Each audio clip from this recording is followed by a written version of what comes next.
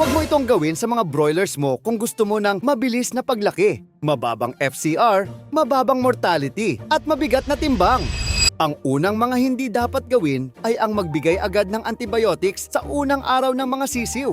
Kapag walang malinaw na dahilan o rekomendasyon ng veterinarian, maaaring maapektuhan ang natural na development ng gut flora ng mga sisiw na mahalaga para sa magandang digestion at paglaki. Pangalawa, hindi paglilinis ng kulungan. Kapag mataas ang bacteria load sa kapaligiran, mas tumataas ang posibilidad ng sakit, stress at mabagal na paglaki ng mga broilers. Pangatlo, pabago-bagong pakain at hindi maayos na water management.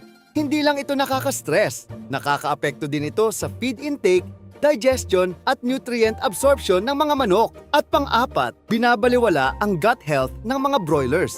Kapag hindi malusog ang bituka, hindi nasusulit ang nutrients mula sa feeds, kaya tumataas ang FCR at bumabagal ang paglaki.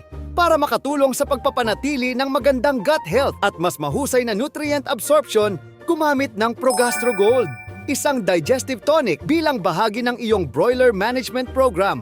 Kapag malusog ang bituka, mas mahusay na nagagamit ng mga broilers ang kanilang pakain para sa mas mabilis na paglaki at mas magandang performance. Kung target mo ang mababang FCR, mababang mortality at mabibigat na broilers, iwasan ang mga maling gawain at unahin ang tamang gut health management.